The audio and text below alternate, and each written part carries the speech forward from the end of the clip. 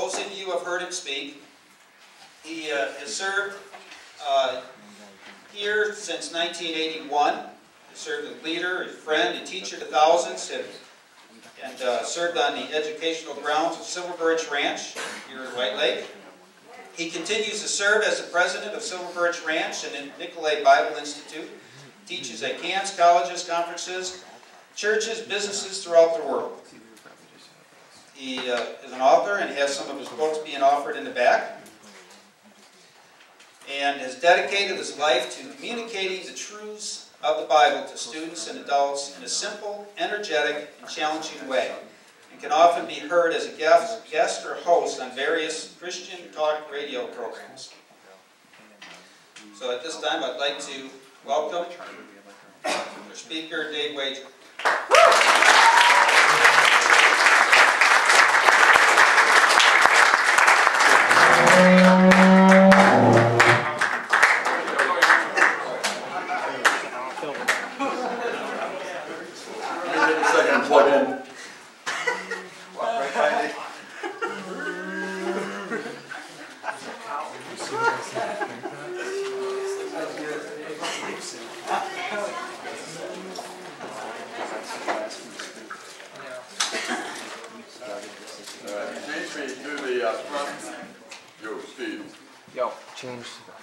Yes, sir. Hey, it's great to be with you guys again. I really look forward to your weekend. Made so many friends through the years while you come up, and I legitimately mean that. I hope to spend time with many of you, make some new friends again, and some of the guys that I've met through the years to speak to again. And thanks for inviting me again. I know that you can't have the same speaker all the time, or life is really interesting. But I appreciate being able to come back so many years. One of the things I want to do this week, and obviously he's talked about 1 John, and we're not going to get into 1 John as deep as I'd like to, but we can in a weekend. And so right from the start I want to encourage you to read 1 John like 100 times yourself, so that you understand what it says. Because whatever I say, but whatever God says is like important. And so you need to read that and understand what he says. As a teacher, as I get to travel around the country and speak and share things, one of the things that concerns me is that our nation's messed up. We're really messed up. You know, as I think about it, I think, you know, we as a people have all these issues that are taking place. Why can't we change them? Why can't we improve? Why are we watching ourselves slip? Why are we allowing a nation to go into oblivion that once had such great potential? As a teacher, I think one of the things that happens is I feel like I often beat my head on a rock. You know, you'll go and you'll talk and people will hear it and they leave and nothing's changed. You just went through it with them, what they needed to change. You just tried to teach them some things, and they nodded their head. And they seem to get it. And they go out and they do the same thing and get in trouble all over again, and you just beg them to do it differently. And I begin to wonder, what do I need to do, God, to help our nation change? You know, what do we need to do? Do we really understand what it is to be holy and different and unique? Do we understand what that means? You know, I just want to play a video for you real quickly here. Kind of start something off with some. I don't know how many of you heard the Truth Project. This is a lead for that, but. As the word suggests, is now we look at the world around us. Nobody is without a worldview. The only question is it a good one or a bad one? A worldview is a set of basic assumptions that help you make sense about reality. A worldview is like a lens through which you see things. And you're not really aware of the lens, you're only aware of the things you see. So it becomes the glasses, the spectacles, the filter through which they're actually seeing life. And the whole universe, the world, human life is understood through that lens. On the basis of that worldview, you make your momentary judgments in life. So everyone has a worldview, and I think it is the grid that frames the nature of reality for you in life. Our thinking really does govern the way we act, the choices we make. There are ideas that have consequences. And our culture is shaped, first of all, by distorted ideas that yield distorted lives. When we do not understand or know the true claims of God, we take the truth claims of the world as if they're true. We live according to the lies and the illusions of the world, and we suffer deeply. God wants us to see the world the way He told us it is. Everything begins with an infinite personal God, and the whole universe and the world and human life is understood through that lens. Whether we're talking about sociology, we're talking about anthropology, we're talking about science or history, law, politics, economics, it does not matter. The trust that God has given to us, the framework of truth from which we can stand upon and live. That's the secret of freedom. That's the secret of humanness. That's the secret of fulfillment. It is the trust that He really is who He says He is, and that His truth claims are really real. You can trust them with your very life and your very soul. I am convinced that that is exactly what truly transforms people, and you will find it to be one of the most glorious moments in your life. You know, there is a reality. It's not your reality and my reality. There's a reality. You don't make up a reality. You say, oh yes we do, in my life this is what I've seen, and that's not reality necessarily. There's something that's right and there's something that's wrong in life. And if you are going to determine that apart from some outside evaluation, then what happens is we slip into this each man doing what's right in his own eyes thing. The survival of the fittest.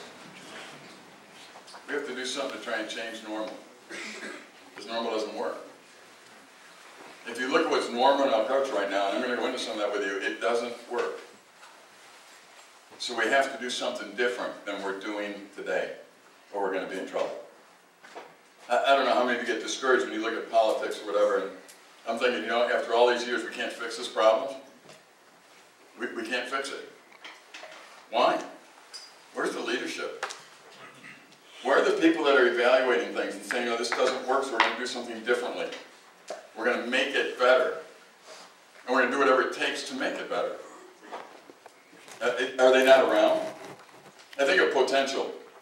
Every year when we start at the Nicolay Bible Institute, I talk to the students about their potential, and I warn them. I say, right now in college, you have great potential. As I look around this room and see you young men in here, you have potential. When you're my age, if I'm still telling you that, that's a disaster. There needs to come a point where that potential becomes reality. It's nice to know that you can be somebody someday. But you need to work towards being somebody. You need to get and make the decisions in life and get in line and get a mentor and get set up so that someday things can work the way they should work. And when you're 55 like I am, if somebody's saying you still have a lot of potential, that's a wasted life, is what they're saying.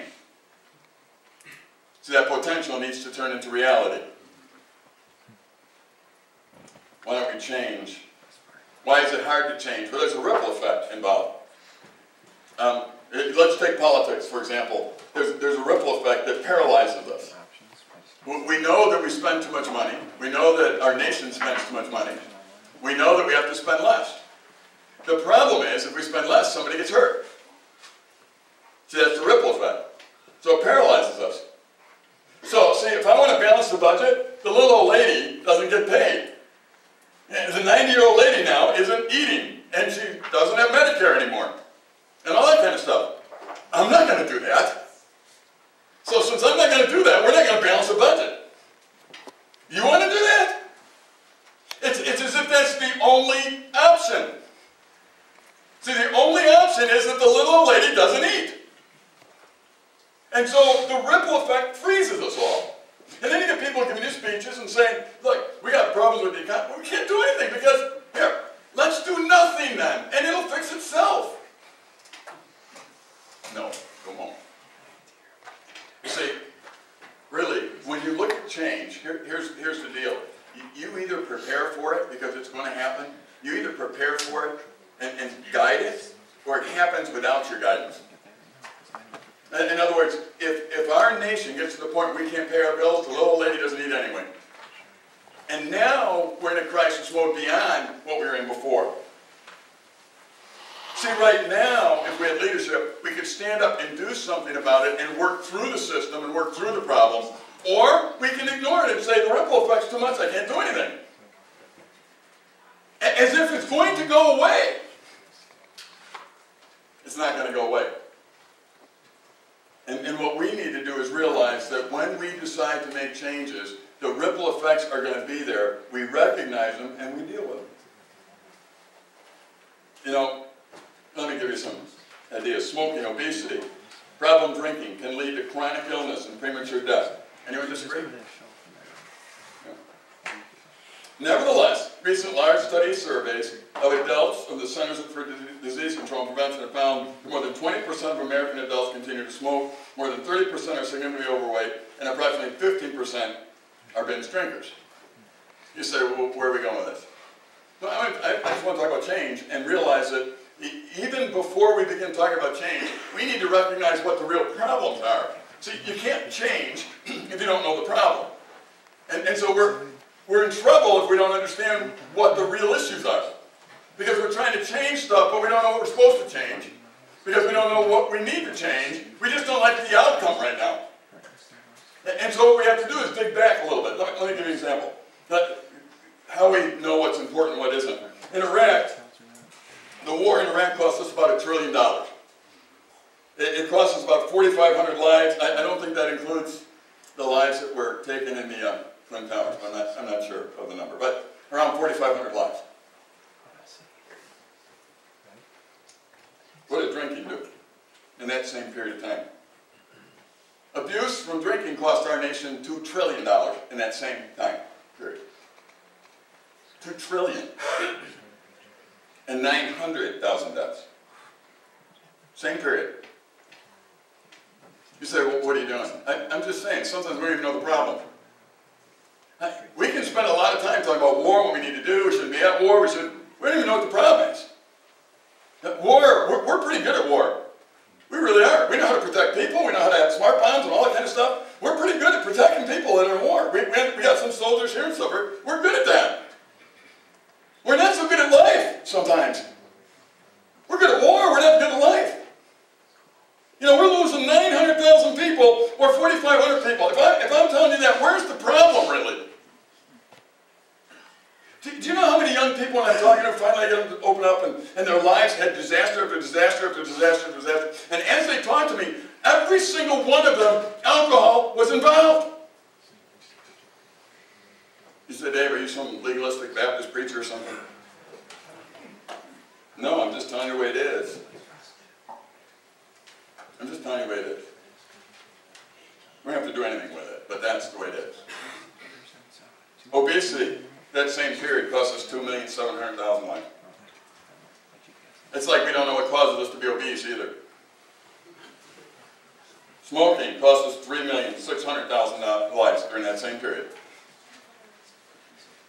You say, wait a minute, Dave, we all know this. We don't need a science lesson. Now, you know what we don't know? What we don't know is how to identify what the real problems are. And then when we do identify problems, we don't want to do anything about it because the ripple effect is so big. You know, why would I stop drinking because I like how it tastes? Why would I do this because the ripple effect gets in the way. If I do this, and this happens, and that happens, and this happens, and this happens, it's better, I'll do nothing. Well, yeah, that doesn't solve anything, and the problems just grow. Well, we can focus on this problem. A lot of times we focus on this problem, and all the other problems start ganging up on us. But we don't recognize it because we're all focused on one issue. Secondhand smoke, 342,000 in that same period died. I'm not for wars, I think they're terrible. But I think some of this other stuff might get in the terrible category as well. God desires for his children here on earth the purity of life. It's impossible to study the scriptures attentively and not be overwhelmingly convinced that God seeks above all else for his people to be holy and that he's grieved by sin. 1 Peter 1:15, but as he who called you is holy, you be holy in all your conduct. Why do I go there? You and I were made to be a certain way. And if we're not going to live that way, we're going to be in big trouble. God made us to be a certain way. God is holy, holy, holy. That's what the Bible tells us. And if I were to translate that again into an easier way, it would be unique, unique, unique. I mean, that's what he is. He's different, different, different. And that's not hard to figure out. He's everywhere at once. I mean, you look at God and you go, wow. I can't even explain God sometimes. He's big, different. Yeah, that's what the Bible says. And to stress it wasn't just different, it was different, different, different. You know, I mean, that's how different. Not only that, then we're told that as we were created, there's a certain way we're created. We were created to be different. How are we created to be different? We were created to be in love with God and love others. That's how we were created to be. That's different because most people without God, see, they love themselves and they're narcissistic, they live for themselves. You weren't created to do that. And if you want to be miserable, you do that.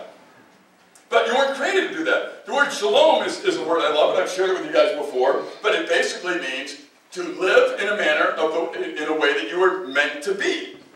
That's all. The word shalom is a very simple word. There's a way that you were meant to be. All of you, there's a way you were meant to be. All of you right now, physically, you're supposed to breathe air and all that kind of stuff. You're not supposed to go underwater and breathe. See, there's a way you were meant to be. One of those ways works, one of those ways doesn't. You can say, I want to go underwater and breathe, but you're not meant to do that. So you can do that, but you're not meant to do that. So it's not going to be a pretty picture. There's all kinds of stuff you're not meant to do. And there's certain things you're meant to do. Shalom simply means that. If I'm a little Jewish guy and I'm at your wedding, I grab your hand and I shake your hand, I go, shalom, shalom. What I'm saying is, I wish you the peace that comes from living your life the way it was meant to be. See, I wish you the peace that comes from being in marriage the way marriage is meant to be. See, there's ways things are meant to be. That sometimes we don't grasp this. As I'm going around the country talking, oftentimes I grab something. Who's got a pen? You got a pen? Grab a pen. Very simple. Pen. This is a pen. Can I have this? Now it's mine. All right. I get more pens that way. This pen is my pen. What's the purpose of this pen anyway? You know? To write things down. All right? No big deal. That's what it was made for. Oh, was this made? Somebody made this? Are you sure? Did you meet him? And how do you know? All right, never mind. The pen was made. Was it designed? Oh, come on. You know him too? This guy's pretty confident about things he doesn't know. Oh, are you? Oops. All right. Regardless, I can tell you this. I don't know who did it, and I'm not that smart. But I do know this. Somebody designed this and made it. And it actually has a purpose. Now, since it's mine, though, I can do what I want with it. So I'm going to use it as a canoe paddle. It's mine. I can do it. I can do that. It's mine. You say, Dave, that's absolutely foolish. I don't really care. It's mine. And somehow I get away with sounding smart or something. You know, it's mine. I can do what I want with it. Well, you can, but it's not meant to be a canoe paddle. It's going to be a really lousy one. And you're going to be out there going like this, and you're not going to go anywhere. I don't care. It's mine. I can do what I want with it, right? I have freedom. You do, but you're dumb. You see, sometimes we got to get through that barrier and say, God, is there a way you made me? Is there a way that you created me? Is there a way that you created life? Is there a way that you created things? Is there a way that you created the universe? You know, my master's is in science, and I've had many opportunities to debate with different scientists and things, and it's not a big deal. They always want to go to things I don't understand and use words I don't understand, and it's like, whoa, you know, I don't know how to answer them. Well, I can't even answer them because I don't know what they're saying. So I usually grab a pen and ask them. Because, look, solve this one first. This thing man actually has a purpose. And really, if I use it the way it's intended to be used, it can be used for a long time and it actually works. And if it had emotions, it would smile. It doesn't. It's just a pen. And it does have a purpose. And you and I are people and we have a purpose. Thanks. And we really need to understand that what we do in Christianity isn't create the purpose. We don't make things up. We go and we discover what God did. And we get ourselves in line with His purposes and His ways. And we live in the shalom. We live in the scope of the way things were meant to be. And that has a benefit to it. It's a lot easier to paddle the canoe with a paddle than a big pen. I'm just saying it is. Because the paddles were made for it. And then they actually grab the water and propel you, where a big pen does nothing but make you look stupid. And wear you out, possibly, in the process.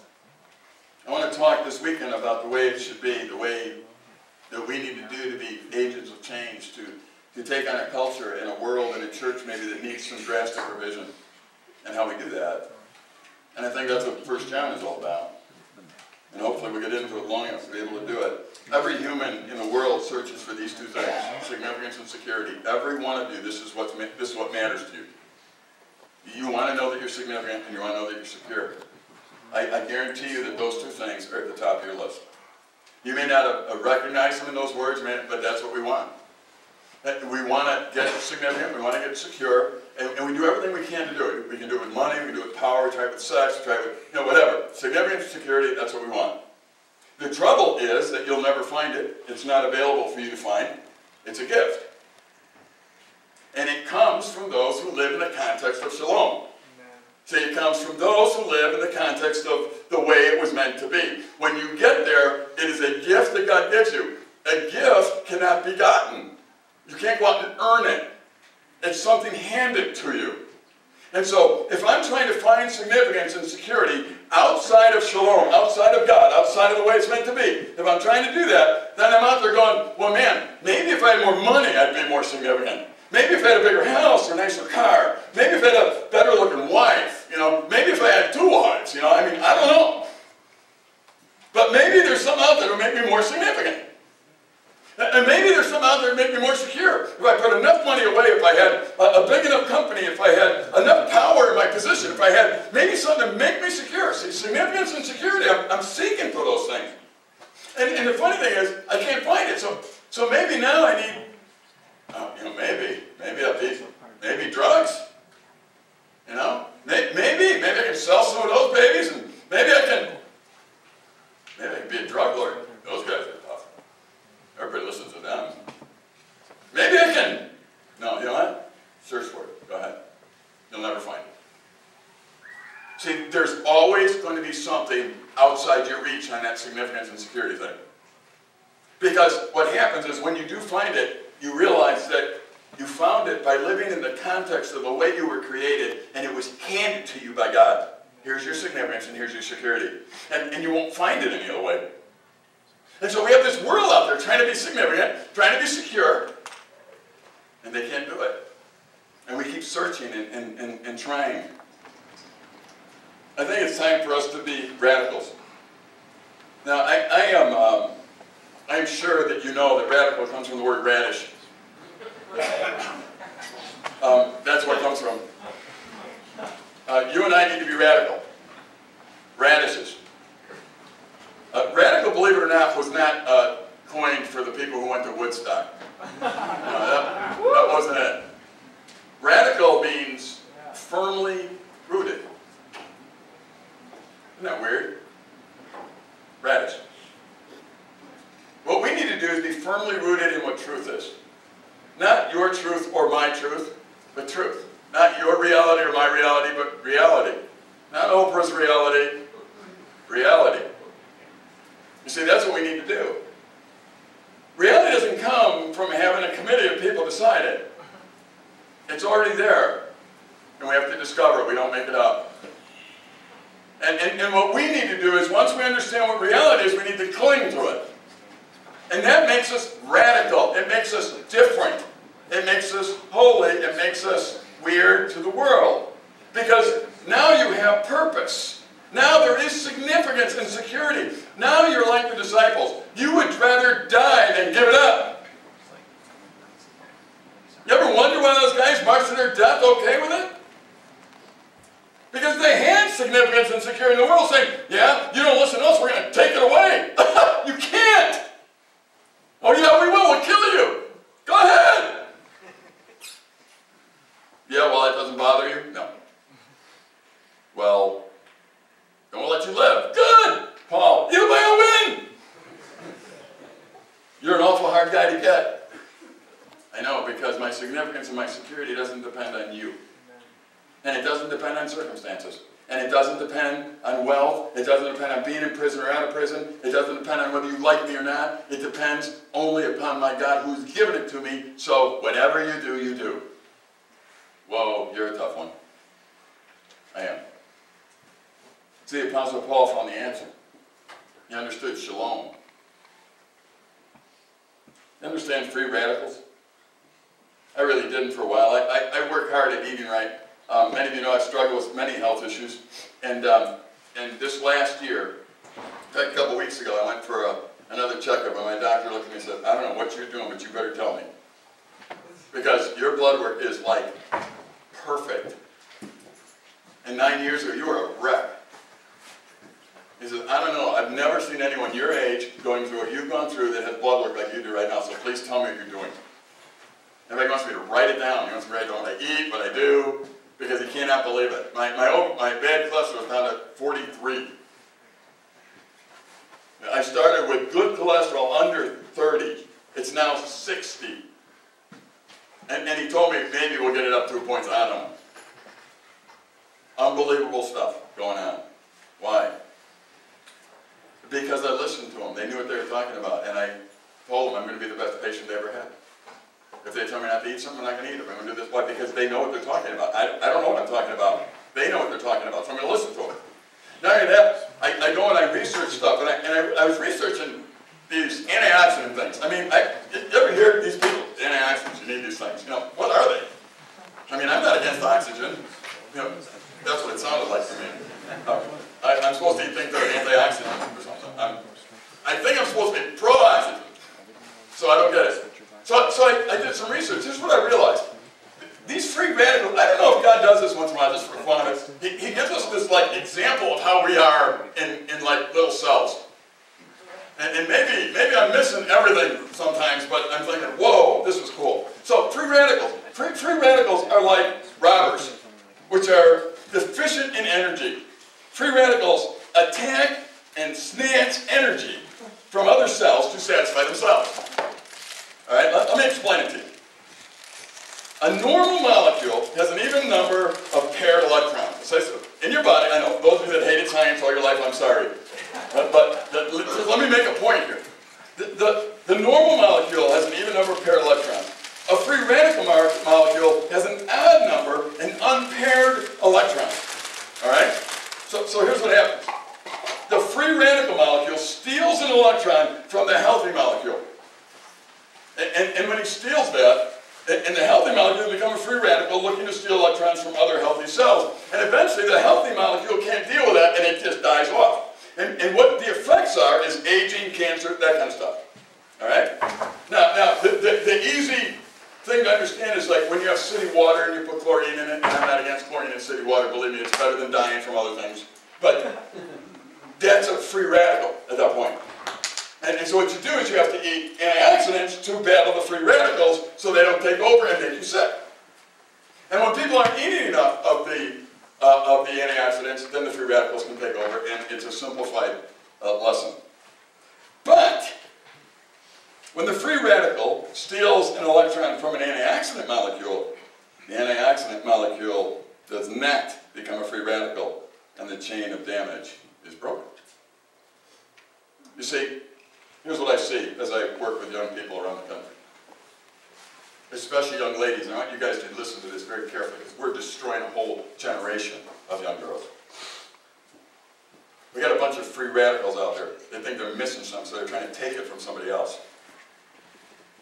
And we got a bunch of weak women out there that allow you to steal their electron. And you destroy them in the process. And we are destroying a whole nation of mothers. You see, what's happening in a narcissistic society is we are a bunch of free radicals running around saying, I have a need, I have a need, I have a need, and we're taking it from whoever we want to take it from. And in that process, we're destroying them. See, what we need is a bunch of healthy antacids to say, you can't have my electron. I don't know if that makes sense to you, but it does to me. I love the Navy SEALs. They provide terrorists in the world a way to die for what they believe in. Sorry, I had to put that in there. The Navy SEALs, see, they know what they're about. They're the Shalom people. They understand what their mission is. They understand what life is about. They understand what they're about, and they don't leave anybody behind. If you read their stories, they're incredible. They will not leave one of theirs behind. They will not get captured either. They say there is nothing that comes, that there's nothing good that comes out of being captured by the enemy. Nothing. We will not go there. I'm thinking, what if you don't have a choice? And you ask them that. We won't go there. Okay, you're a SEAL, I'm not messing with you. You're not going there. But their mind frame is very simple. We know our mission, we know how it works. We will not leave anybody behind. We will not be taken captive by the enemy. And I'm thinking, God, help me be a SEAL. There's so many times that we are captive by so much stuff in our culture, our lives, our habits. God, there's so many times that I'm a captive. And these SEALs have said, no, there is nothing good. We will die before we're taken captive. We will. Because nothing good comes out of being captured by the enemy. Nothing. Ideas have consequences. All ideas in life has consequences. You heard on the opening thing, there's 2 new books I've just written. In fact, they're so hot off the press that I just finished them last night. And I wanted to have some printed for you guys, and I couldn't. I ran out of materials. But I have 2 of them back there, and you can browse them this weekend. And I'm going to put them up online as PDFs, and you can get them for your Kindles and that kind of stuff. You can have them for free. I'm trying not to publish anything else. I want to give it away if I can. And so, if you want to browse them, there's 2 of them back there. Feel free. And the title of it is, Ideas Have Consequences. You see, there's ideas that have consequences, and we live in a culture that doesn't want to believe that that's true. In other words, want to live this way with no consequence. No, you can't do that. Every idea that we've ever had has a consequence attached to it. Let's say I have this bright idea. I'm going to sit in front of my television and eat ice cream all day long for the rest of my life. Great idea. There's going to be a consequence attached to it. If I want to do that and not have a consequence attached to it, it's not going to happen. And so what we have to understand is that every idea that we implement in our lives, every idea that we have, has a consequence over here that we're going to have to deal with. So in that process, let me read this. Romans 12, 1 and 2. I appeal to you therefore, brothers, by the mercies of God, to present your bodies a living sacrifice, holy and acceptable to God, which is your spiritual worship. Do not be conformed to this world, but be transformed by the renewal of your mind. That by testing, you may discern what is the will of God, and what is good and acceptable and perfect. You know what's really interesting? As I read the Bible, what I see is this. God says, look, I made you a certain way. Here's what I want you to understand. Romans chapter 1 through 11 pretty much explains God's love, God's mercy, gets us understanding His grace, that kind of thing. And then it gets into this, where it's talking to those that are Christians. Some of you in this room may not be Christians. So I'm not talking to you at this moment, because this isn't what you need to do. But those in this room that are Christians, you see, what God says is, here's what you do. That you come to me, and here's the shalom part. I beg you, by the mercies of God, to present your body a living sacrifice. What's he saying? Paul's saying, your body, you need to come to God and say, this is yours. Why? Because it's so much easier for us to present other things to God. God, I give you my time, I give you my money. No, you don't get you in trouble. Your body. You haven't got to the point where you understand. Do you realize that all life comes from death? All life comes from death. The reason you're alive right now is you ate a bratwurst. Something died to make that bratwurst. I don't know what was in there. Let's say a pig. Something. Something died. You know, you say, no, I'm a vegetarian. You killed a lettuce plant. See, nobody is alive today that didn't kill something to eat it to stay alive. Nobody. God made it that way. There's not a plant that has ever grown that didn't come from a dead seed. See, there's a principle in nature and in life that basically says, do you want to live? Shalom, man. Here's how it's made. When you live, when you die, you live. So what you do is you take this body of yours and you give it to me. You present it to me.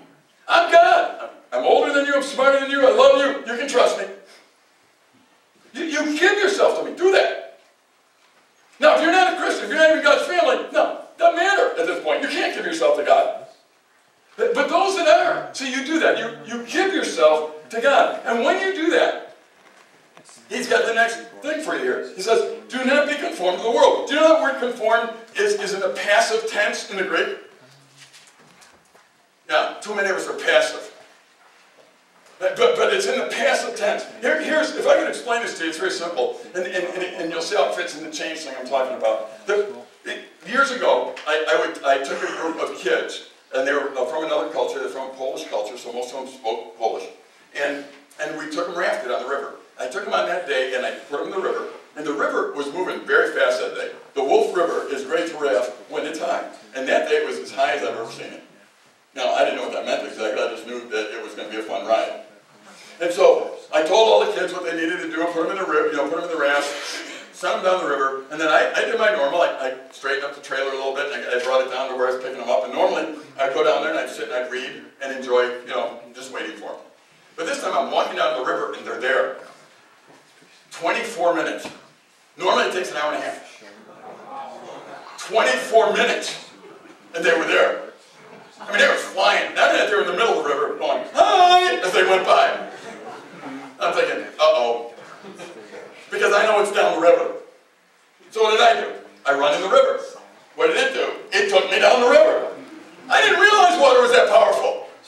No, I'm going down the river, and they're going down the river. And I'm thinking, wow, I got to stop this. So what am I doing? I'm looking. Somebody's got to be on the shore. I got to stop this. And eventually, I was able to swim to a raft and get it over and lock it up with some branches and get the next one and lock it up with some branches. And I worked and worked and worked. But here's the deal. Moving water, getting in the river is dangerous. And that's what's being said here. You and I are in this river, this cultural river. And this river is flowing and you think, I can stand it. And Paul's saying, you can't. Don't be conformed to this world. You need to get out of that river. Because if you're in that river, what's going to happen is this. Most people are going to be in that river. And they're going to be going down. You're going to hear their laughter. And it's going to be fun in the rapids at certain points. But see, there's a waterfall coming up. The reason I had to stop those guys was because a little ways from where they were at, there was going to be big trouble. And I knew that. So I needed to get them out. But they couldn't get them out. They could not get out. And I made the mistake of running in without a life jacket trying to save it. And now I was at the mercy of the river as well. You see, what's very interesting is that you and I are now in the United States of America. We are in this cultural river. And we are headed closer and closer to disaster. And we don't know how to get out. Because we don't have enough agents of change on the shore. I was talking to a lady about this, and she said, yeah, my daughter and I, our family was on a river trip in the Colorado River, and I had a 4-year-old daughter with, and she fell out of the raft in the rapids. And none of the guys got in the river. They started took action right away. They got ropes, they did what they needed to do. And she said, I remember a guy turning and looking at me and saying, if you're a praying woman, you better. Because if we don't get her now on this throat, we won't get her. And they threw that rope and they hit her right in the head and they got her.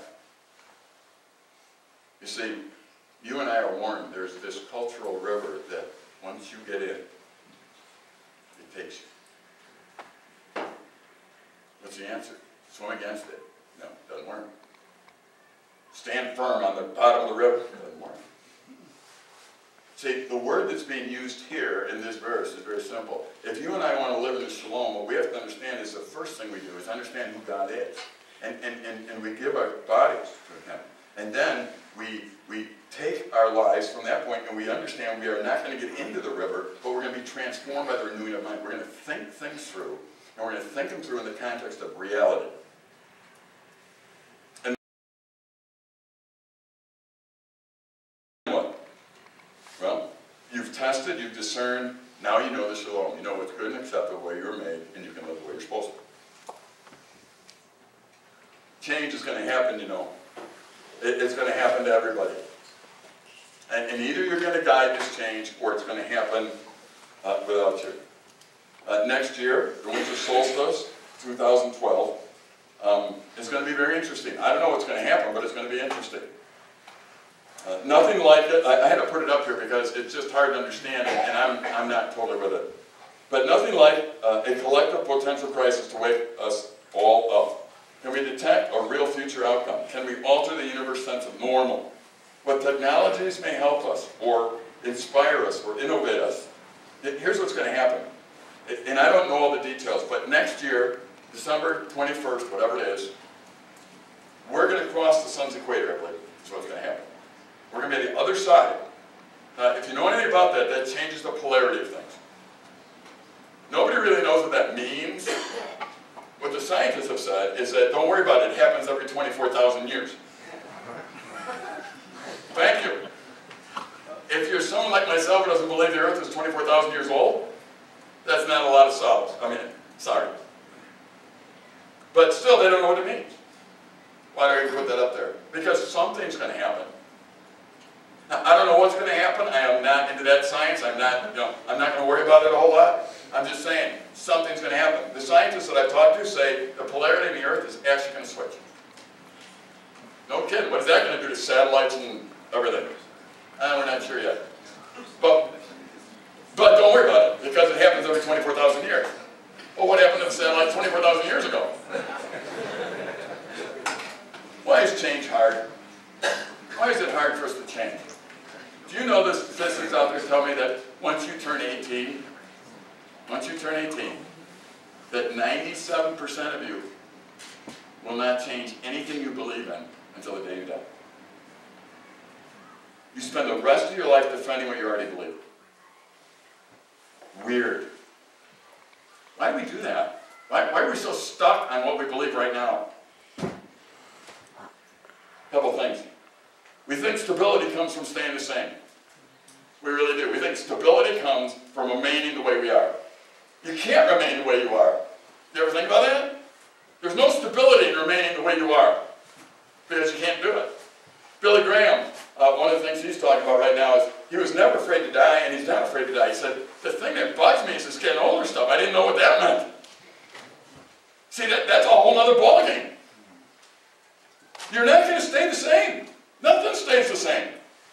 You get older, you get aches and pains, this happens, that happens. Nothing's going to stay the same. It's a fallacy to believe that I've got to guard everything the way it is. I remember when my daughter was about 5 years old, and she was the cutest little thing in the world. I'm sure you all felt that way about your daughters, but she was it. So sorry. And when I looked at her, I remember looking at her one day and saying, "Sarah, don't grow up. Stay this way." There's a picture on my wall at home with my two little girls, and they're holding hands, walking down the road. It is like the cutest thing in the world, and I look at it every day. And I wish they were still that age. But nothing in my power could make them stay there. They changed. They're now 28 and 26. They're not those two little girls anymore. And I wish they would stay 28, 26. But they're not going to. I wish they'd stay single.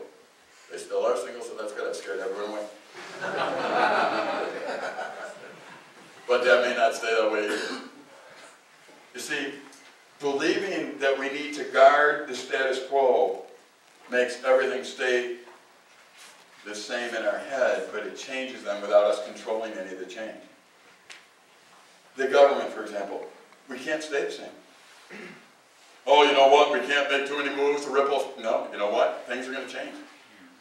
And we need some leadership that says, here's how we're going to guide that change. Another reason we stay the same, we've invested too much energy, time, talent, and resource in the way it is. I can't change now. I've done this all my life. I believe this. Grandma believed this. Great-grandma believed this. We've put a lot of energy into this. Why would I change now? You know the sad thing is that repentance is changing, 180 in our thoughts. And it's the hallmark of Christians.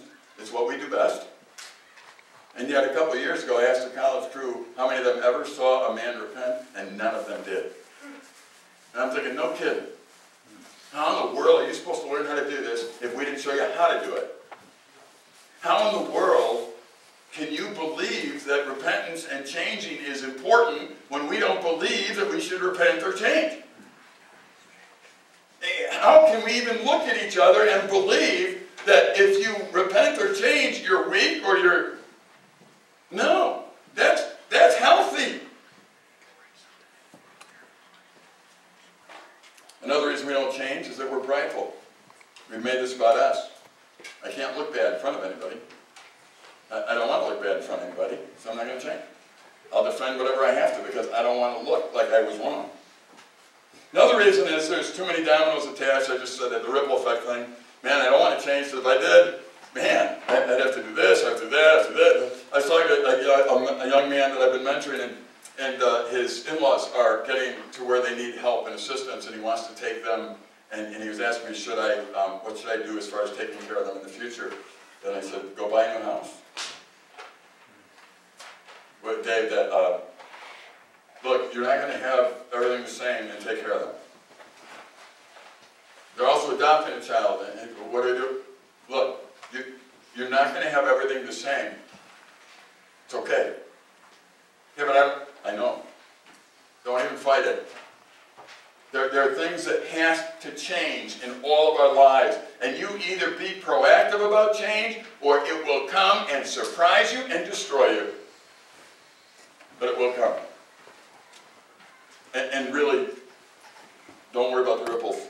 Take care of them. We don't change because we have too much reinforcement as to the validity of the way it is.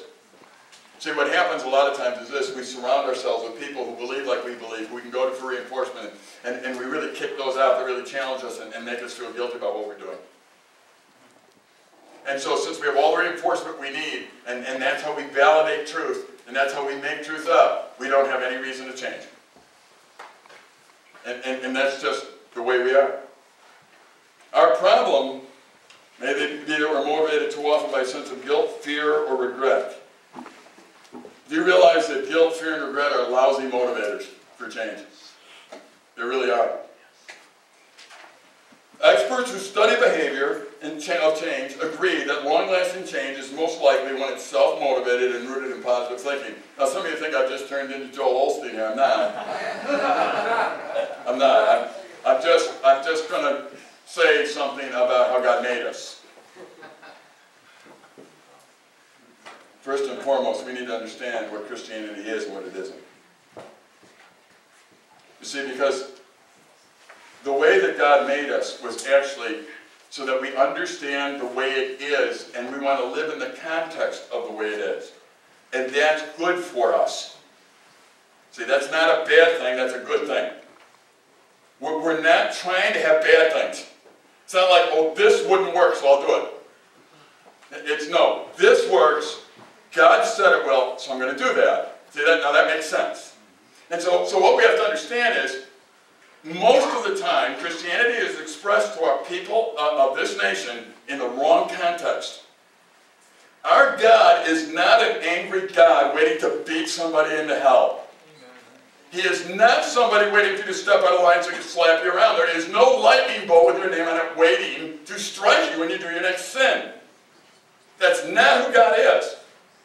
There are so many times that we describe Christianity to people and tell them, would you like to go to hell? And they say, no. Good, then you need to do this. As if that's what God's all about, keeping you out of hell. Hell's a real place, and it's forever, and God doesn't want you there. And I don't want to minimize that, but that's not why he sent Jesus. He sent Jesus because he loved you, and you were estranged from him because of your sin. You were kept from God's family because of your sin. And God said, I don't want you out of my family. I want to reconcile you and me. That's the God of love. See, why does that matter? Well, because there's tons of people that are going through our nation right now through emotions, because what they did is they realized, man, I don't want to go to hell. What's that prayer thing again? What is that prayer thing? I'll do the prayer thing. And then I've got, everything's cool at that point. And now, see, and then they live in a way that doesn't reflect anything about relationship with God. Let me lay it out for you very simply. God loves you. He's a God of love. He wants to make your life the way it should be. God cares for you. The reason that he wants you in his family is not just to keep you out of hell, but he wants you in his family because he actually loves you, and he actually wants to provide for you, and he actually wants to have fellowship with you, and he actually wants to spend time with you, and he can do that if you let him. Oh, by the way, you stay out of hell too. But hell is not the motivating factor. Oh, for me it was as a kid. Now, I'm not saying that hell isn't real, and I'm not saying you're not going to think about it. I'm not saying that people don't think about dying. We do. But if you understand the God of the Bible all the way through, he's a lover, not a hater. You want a God that's angry? Go to Allah. He's angry. There's several gods that are angry. They're not gods. The only God of this universe is a loving God who wants to reconcile with you. So much so that he paid for the reconciliation for you. He made it so that you could reconcile. See, that's love. When Jesus was asked what Christianity was about, he said, love the Lord your God. He didn't say, stay out of hell with a ticket and act religious the rest of your life. Whoa, that would have been good. But he didn't say that. When Jesus was asked to summarize what Christianity was about, he said, love the Lord your God with all your heart and all your soul and all your mind, and love your neighbor as yourself.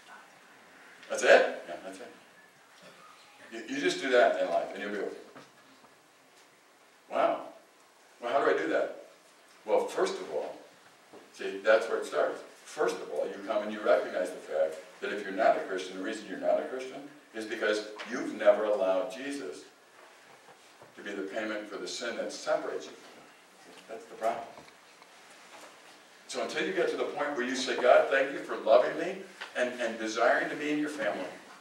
Yes, I'm sinful and I'm out of your family because of that. But you've paid for it with Jesus, his death. And you want to reconcile with me. See, I'm telling you something. When you do that, you understand who God is, and you begin on the foundation that you should begin on, a foundation of love, and you begin to act and live in the context of love. And that's what we're made to do. That's the shalom part. You know, one of the things I'm trying to train young men to do everywhere they go is to look at young ladies. Just look at them in the eye. That's it, the eye. And when you look at them in the eye, I want you to ask this question. What do I need to do to make you the best that you can be? No free radicals running around stealing stuff from them. You're thinking, what do I need to do to make you the best you can be? See, what would this world be like? Let me just ask you this. What would it be like if everybody lived shalom? If everybody in this world was reconciled to God through Jesus Christ? What would it be like if everybody was reconciled to God through Jesus? And we loved God. And everybody we looked at, we thought, what do I need to do to make you the best I can make you? I wouldn't have to lock my doors.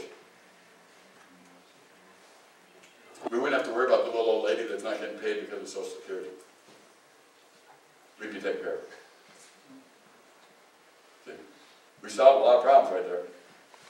Just living the way we're meant to be. Yeah, but what if Christianity is now? What if it's a religious thing that just keeps you out of hell? It doesn't work. Because there's no such thing in the Bible like that. In order for us to be effective agents of change, we need to understand what Christianity is, and we need to start with making sure that we're reconciled with God. And those of you that are here tonight that are not reconciled with God, this weekend, I wish you would. I would love you to be a part of this family. I would love you to experience God's love and mercy and grace. I would love for you to live in the context of shalom. And you will never do it outside of this family. I'm sorry. Another thing that we have to do, we have to understand, obey God out of guilt or fear because you know God and trust Him. Or because you know God and trust Him. See, so many people want to obey God just because they're afraid of that mean guy in the sky that's going to step on them and rotate. Yeah, you know why I want to listen to God these days? Because He knows what He's talking about. See, I can lie to myself. I can deceive myself. But God, He knows what He's talking about. So what I need to do is listen to Him. See, all of a sudden it's a relational thing. It's not a, whoa, religious thing. Go to church, stand up, do this, light candles, do that, whatever. It's not that anymore. It's actually listening to God. It's actually living in the context that I was created to live in. It's actually responding to a God who loves. Do you ever wonder why the martyrs that were Christians in the New Testament gave their lives and the modern day martyrs take lives? Because God would lay down His life. He would. That's what love does. We'll never see agents of change if we don't understand what Christianity is. If we're just doing things out of guilt or fear instead of love. What does it look like to have love as our motive? To be loved and to love. You know, I'm going to end with this slide, some stories with it, but you see, if you and I are made to love, then we need to know what it means. It doesn't mean what you want it to mean. You and I don't have the choice to just go make up words and fill in the blank on what it means. It means something. You know what's really interesting to me is during the time of Jesus, when He told husbands to love their wives like Christ loved the church, do you know that those were arranged marriages? That several times during that time period, if you were my son, and I arranged your marriage, you would not even meet your future wife until the day you got engaged. And then you would leave her, you'd get engaged, and you would go back home, and you would work, and you would get a home, and you would get a career, and when you're all ready to go, the second time you see her, you marry her. And Jesus said, husbands, love your wives like Christ loved the church. Well, I'm thinking of excuses already. I don't know if you are, but I'm human. I'm going, wait a minute. No. Why can God say that? Why can God say, love your enemy? I don't love my enemy. I love your enemy? I don't love my enemy. I kick my enemy. No, love your enemy. What do I have to learn from this? The Bible, 3 words for love. Agape, phileo, eros. Eros is the sexual erotic love. It's never used in the New Testament. It was already perverted by then. They kept it out. So there are 2 really used. Agape and phileo. Phileo is a brotherly love. Philadelphia Eagles. Whatever that means. But phileo is a brotherly love. What that simply means is this.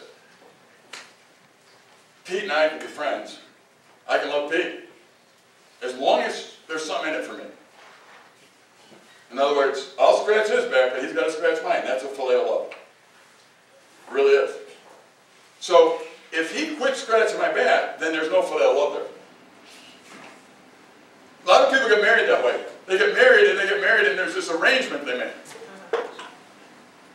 I'm getting married. First of all, it's like becoming a Christian to stay out of hell. They get married for sex. That doesn't work. Secondly, they have this arrangement thing going on. As long as I'm fulfilled, as long as I like the situation, as long as everything's cool. No, that's phileo love. That's not agape love, that's phileo love. And what you do with phileo, if you get married and you have phileo love, you'll probably end up divorced someday. Because, see, it's not about you. You say, wait a minute, I don't like where this is going. No, there's a shalom out there, you got to figure it out. Really, in the whole context of things, it is about you, from God's angle. And what happens is, if you are phileo and you get married, you have this arrangement, you see, you can walk away from them one day because they're not fulfilling their bargain to you.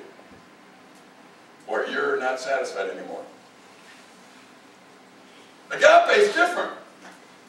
Agape is the love that we're supposed to have. Agape means, I'm going to look at Pete, and no matter what, I'm going to do what's right for him. He could stone me, he could kill me, he could do whatever he wants, I'm going to do what's right. See, here's the basic difference. You can agape. You can't phileo an enemy, but you can agape them. You can't. I can look at you no matter who you are, and I can quickly ask God, God, help me do what's right for this person. Help me do whatever they need to be the best they can be. Can you imagine living in a world like that? You see, God made us to be agape lovers of Him and each other. He made us to lead. He made men to be the agents of change, and that's what we're going to be talking about. He made us to lead and then fix the problems, not keep creating them and not just living in them like they're going to go away. He made us to be lovers, believe it or not. He made Dave Wager, beloved Linda Wager, as Christ loved the church. That wife of mine, that woman in my life, needs to know that she's important. And I need to nurture and take care of her and do everything I can in her life to make her the best human she can be. You know, when I say that on college campuses, girls have tears in their eyes because they don't think that's possible. Because we've got too many free radicals running around, stealing their ions. It's time for men that know God to step up to the plate and live shalom lives and take on the changes that we need to take before the changes take us. The rest of the time I'm with you, I'll try and be working on what those are and how we can do that.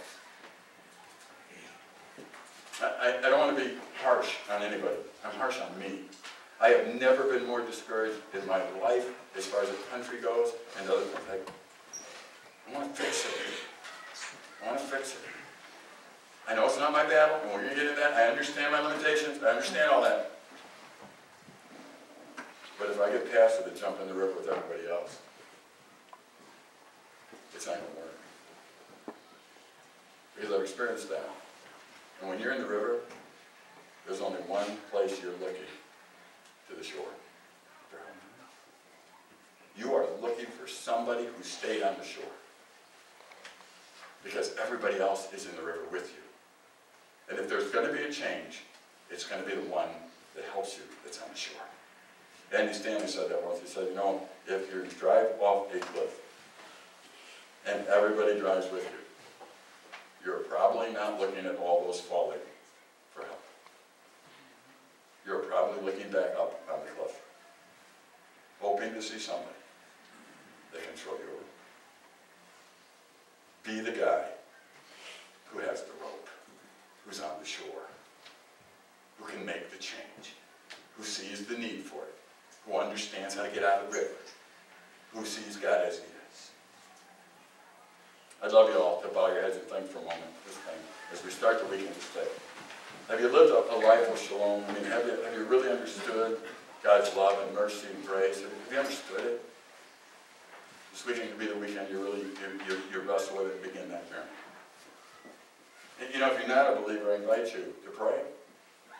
If you're not one who's who's part of God's family this whole weekend, anytime this week, come talk to me, talk to one of the pastors that are up here, talk to one of the leaders of the group that, you know, I can't think of a good reason to ignore God. He's not going to force you in anything. But I can't think of a good reason for you to back away from a God who loves you. And I invite you to accept his son Jesus as the payment for your reconciliation. And I invite you to talk to me about it or one of the others. Father, thank you so much that we could meet tonight. Thank you for the safe travel for those who drove today. Thank you for the snow. I'm going to ask that as we play in it, that we stay safe. Father, continue to convict us and teach us from your word in Jesus' name.